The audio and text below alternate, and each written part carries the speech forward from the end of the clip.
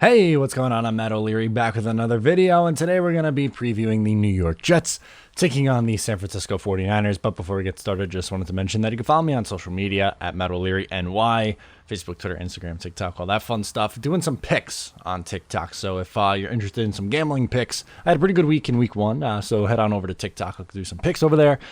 What else do we got? The podcast now on Wednesdays. Hopefully you listened to this past week's show where we talked about the Bills game. We talked a little bit about the 49ers. We answered questions, all that fun stuff. So you can call in, leave me your voicemail, and I'll answer it on the show. Could also join over on Patreon. Patreon.com/Matt O'Leary NY gets you bonus content like podcasts. We got a new podcast coming out. We got exclusive Q&As. We have articles. It's been a lot of fun over there, so definitely worthwhile in checking out. Definitely going to want to check that out. And let's do a Manscaped ad. So manscaped.com, use promo code JETS20. You get 20% off and free shipping using that promo code. And definitely worthwhile to check out their skin-safe technology on the Lawnmower 3.0. Makes it worthwhile. Believe me, it's a huge upgrade. Love using that when I shave, and definitely works. Wouldn't endorse it if I didn't believe in it. So check it out. JETS20 promo code. Buy something nice. So the New York Jets played terribly in week one against the Buffalo Bills. Couldn't get much worse, and unfortunately the opponent is a hungry team in the 49ers who are coming off an upset loss to the Cardinals. I like the Cardinals to cover it. Wasn't sure if they were going to win the game. They won outright. They played really good. Good for Kyler Murray and Cliff Kingsbury, but they're definitely a motivated team coming from the West Coast to the East Coast. Not an easy thing, but this team clearly motivated, down 0-1 in the hole. We'll start with the DVOAs. Somehow the Jets are not last in the league in DVOA after week one. They are 26th and 16th in defense. There were some high spots and low spots on the defensive side. As for the 49ers, they're 18th in the league in offensive DVOA and 14th in defensive DVOA. But last year they were 7th on offense and 2nd on defense. This is a really good defensive team. Again, Buffalo is arguably a top 5 defense. The 49ers, I would say right up there as well, is a top 5 unit in my eyes. If not top 5, top 10, they are a very, very good defense. But on the offensive side of the ball, the Jets might catch a break because George Kittle might not be ready to go. The tight end, I don't know who's going to cover him. Maybe Marcus May, I guess, or Bradley McDougald will cover the tight end, I'd imagine. But he might not be good enough to go. He thinks he's going to play, but he hasn't really practiced all too much. Maybe he'll be limited. I don't expect him to have a huge impact in this game. And also on IR goes Richard Sherman. So that is one easier thing. It's not perfect. This is still a very good football team. It's not going to be easy for the New York Jets on Sunday, even though it's the home opener. But Sherman to the IR. So maybe, cross your fingers, please, that they could do something offensively. The 49ers last year were one of the toughest teams in the league to throw against. They looked pretty good in the passing defense as well. Again, this year, yes, they gave up a ton of yards to DeAndre Hopkins, but outside of that, they were pretty good. They held Kyler Murray to like 240 yards passing, somewhere around there, 230, 240 yards passing. And really, Hopkins was the only one that they couldn't stop, but the Jets don't have anyone close to the vicinity of Hopkins. The Jets' best wide receiver is Jamison Crowder in the slot, who's a fine slot receiver, but on the outside, it's a barren wasteland on the outside, and Chris Herndon as a tight end is their main passing threats for sure. As for the Jets, talking about injuries, no Denzel Mims, he went to IR this week. No Le'Veon Bell as well, as he went to IR. It's going to be Gore, it's going to be Adams, it's going to be Ballage, and it's going to be boring. The Jets are not going to have a good running game this week. Statistically, I would say that the 49ers are better against the pass than they are against the run. They're fine against the run, but they seem to do better against the pass. But I don't see how Gore, Adams, or Ballage, if he's even ready to go, have any sort of running attack. I don't think it's going to go well. I'm nervous already for the 2nd and 10 2-yard runs for Frank Gore to set up 3rd and 8. I am waiting for it. We pretty much saw it in week one. Adam Gase's game plan and calls weren't good. Sam Darnold was also not good. It's okay to say both. I've seen on social media, man, I am so tired of these comments, man. It's so annoying that I've been critical of Gase. Yes, I have been for the last 2 years. He was bad.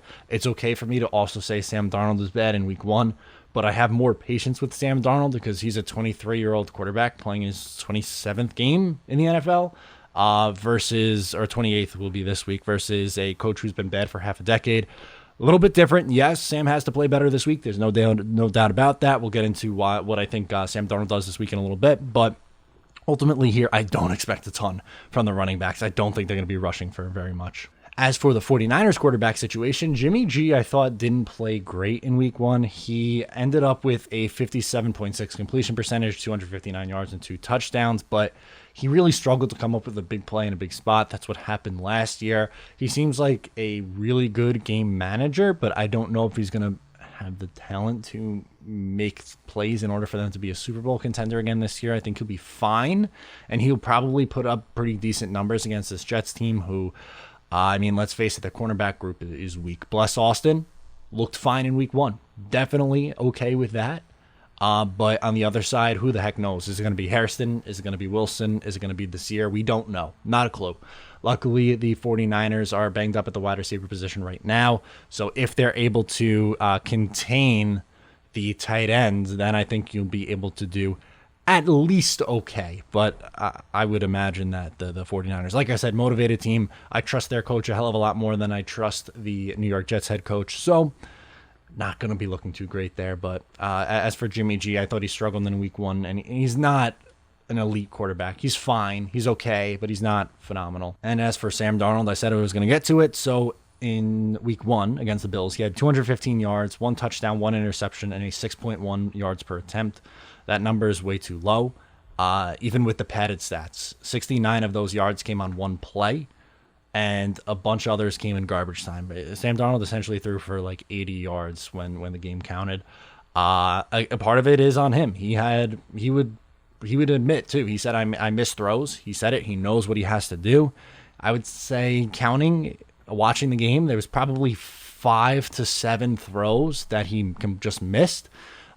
They were also plays where the Jets receivers got hands on the ball and they couldn't bring it in.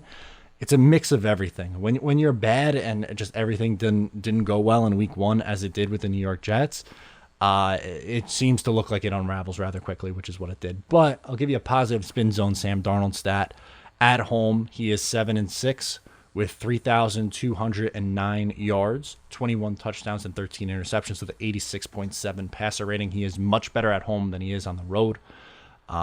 So I guess I'll give you my Darnold stat line prediction now, and then we will get into a tough task for the Jets offensive line. So as for the stat prediction, I do think Sam gets better. I think he goes 22-35, which is right around 62% completion percentage, 252 yards, 7.2 YPA, 2 touchdowns, 0 interceptions. I need Sam Darnold not to turn the ball over, not to make stupid mistakes.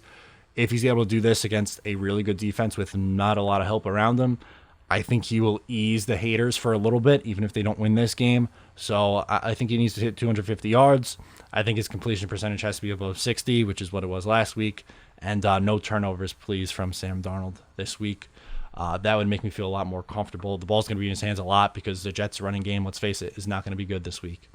As for the tough task for the offensive line, they're going up against a great defense. Bosa, Armstead, Thomas, Jones. That's the front of that defensive line.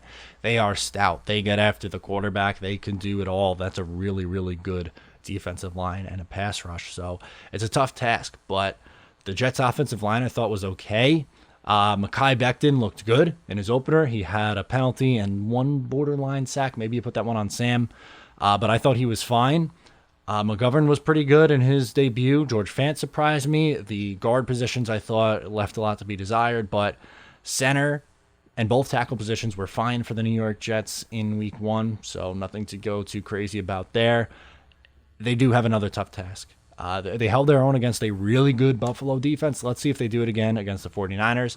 That would help out the New York Jets a ton. That could maybe keep them competitive in this game, but it's definitely a tough task. So let's get to predictions against the spread. I am taking the 49ers -7. I think they win this game by a significant margin. I'm going to take them 49ers 27-17. That's my pick. I picked the Jets last week, so I'm 0-1. And let's check in with Casey and see who she likes this week. Casey's taking the Jets this week.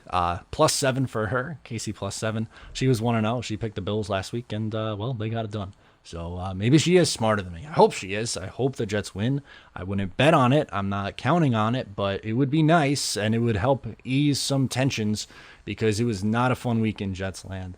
And we could use at least a watchable football game. Please give us a watchable product. That would be oh so nice. But that'll do it for me. Let me know in the comments what you think about this game. Let me know on social media. Make sure to call in as well and leave me your voicemails. Thank you so much for tuning in. I'm Matt O'Leary, and I will talk to you next time.